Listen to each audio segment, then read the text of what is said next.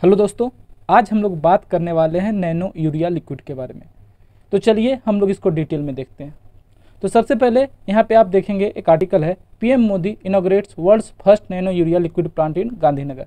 तो आज हम लोग बात ही इसी पर्सपेक्टिव में करने वाले हैं, क्योंकि रिसेंटली पता होगा प्राइम मिनिस्टर ने इनॉग्रेट किया था first liquid nano urea plant. कहाँ पे? गुजरात में।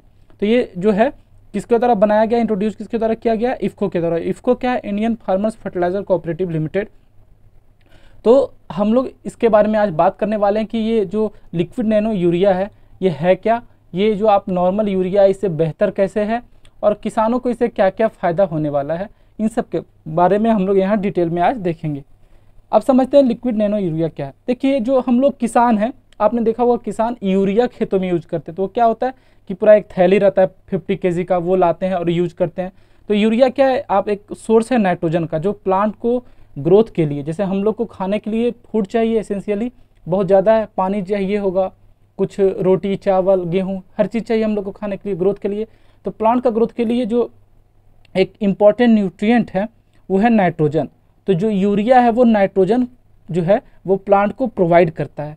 तो यूरिया आपने, अगर आप किसान से किस बैकग्राउंड से होंगे, आपके फैमिली में कोई मेंबर गांव में होंगे जो खेती कर रहे होंगे, तो आपने ये सब देखा होगा कभी ना कभी कि आपके जो फैमिली मेंबर्स हैं या जो भी किसानी कर रहे हैं वो यूरिया का पैकेट लाते हैं और फिर अपने खेतों में छिड़काव करते हैं, ताकि प्लांट्स जो है वो जल्दी से ग्रोथ हो सके, अच्छे से सब कुछ उसको प्रॉपर न्यूट्रिएंट मिल सके।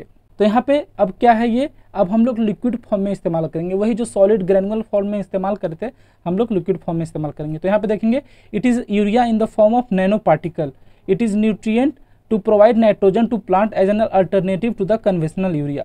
अब कन्वेंशनल यूरिया क्या था आपको पता होगा। इसमें आप देखेंगे हम लोग लाते थे, एक तो वजन बहुत ज़्यादा, कॉस्ट बहुत ज़्यादा पड़ता था ये सब किसान को, फिर स्प्रे करने में दिक्कत, घूम घूम के आप देखते थे। अगर कल्चरल मेथड देखें या जो ट्रेडिशनल मेथड है, वो खेत में आप देखेंगे छोटा मोटा किसान रहता है वो डिस्ट्रीब्यूट करता था अपने हाथ से, ऐसे ऐसे करता था, तो ये सब होता था। लेकिन अब यहाँ देखिए लिक्विड फॉर्म में, तो ये आराम से ये स्प्रे किया जा सकता है। अगर इरिगेशन वगैरह का इसका भी आप देखेंगे बाद में टेक्निक आएगा, इसके थ्रू भी हम लोग इसको अप्लाई कर सकते हैं। बताया जाता है कि ये जो है 50% तक जो है इसका कॉस्ट है, आप देखेंगे इफेक्टिव। मतलब इसका कहने का मतलब है कि जहाँ पे 100% हम लोग यूरिया यूज कर रहे थे नाइट्रोजन प्रोवाइड करने के लिए, उसका जस्ट 50% हम लोग यहाँ लिक्विड नाइट्रोजन लिक्विड यहाँ पे यूरिया इस्तेमाल करेंगे और हम लोग उसको अचीव कर सकते हैं, जो हम लोग एक 50 kg का यूरिया का पैकेट से कर रहे थे। पता है 4000 mg पर लीटर नाइट्रोजन यहाँ पे इक्विवेलेंट कितना होगा?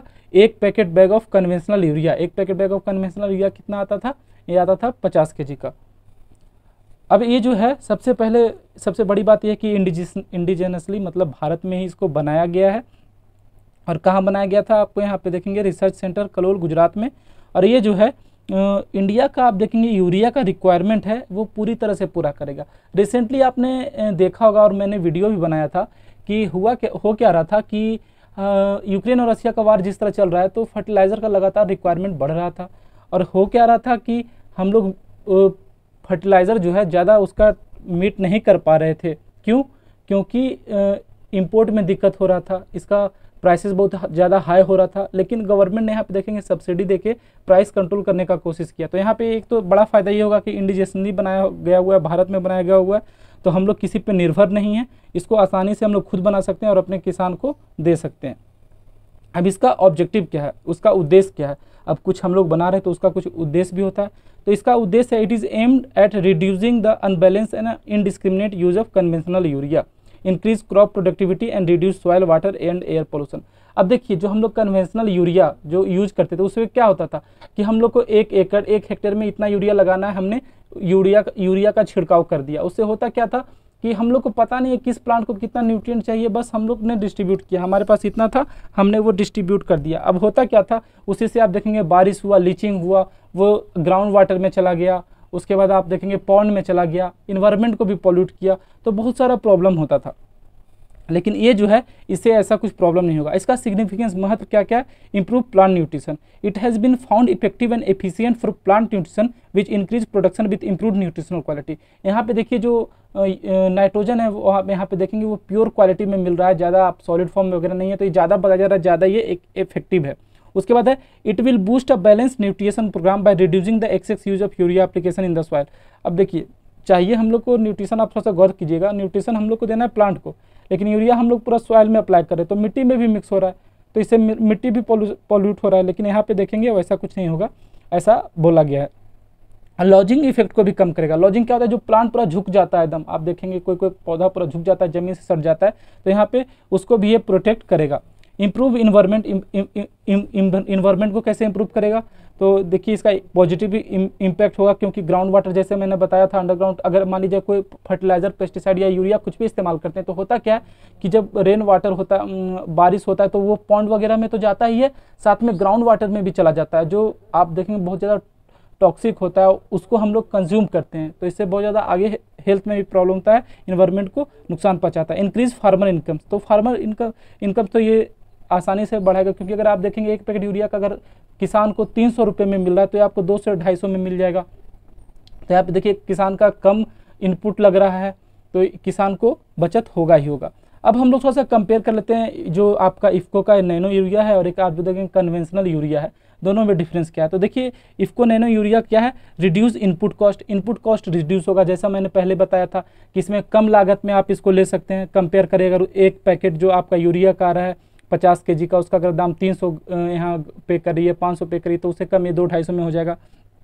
तो इससे क्या होगा, फार्मर का इनकम बढ़ेगा, क्योंकि यहाँ कम इनपुट लग रहा है, तो फार्मर का ऑब्वियस है, अगर इनपुट कम लग रहा है तो जब वो सेल करेंगे तो बचत है वो ज़्यादा होगा। इन्वायरमेंट फ्रेंडली है, इन्हांस क्रॉप प्रोडक्टिविटी जो होता है वो भी बढ़ेगा। उसके बाद न्यूट्रिशनल वैल्यू भी बढ़ेगा और cheaper than conventional urea, last point ये जो है। तो आपको उम्मीद करता हूँ ये जो कन्वेंशनल यूरिया है और नैनो यूरिया लिक्विड है, इसके बारे में आपको अभी तक समझ में आ गया होगा, और कैसे ही आने वाले समय में देखेंगे हम लोग एग्रीकल्चर को रेवनाइज करेगा।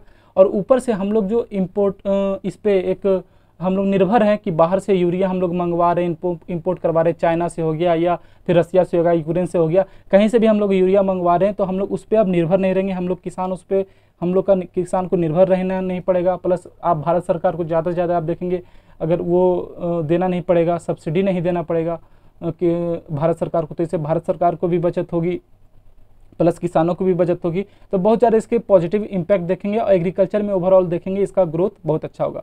तो उम्मीद करता हूँ आपको टॉपिक समझ में आया होगा। मिलते हैं अगले वीडियो में, तब तक पढ़ते रहिए। जय हिंद।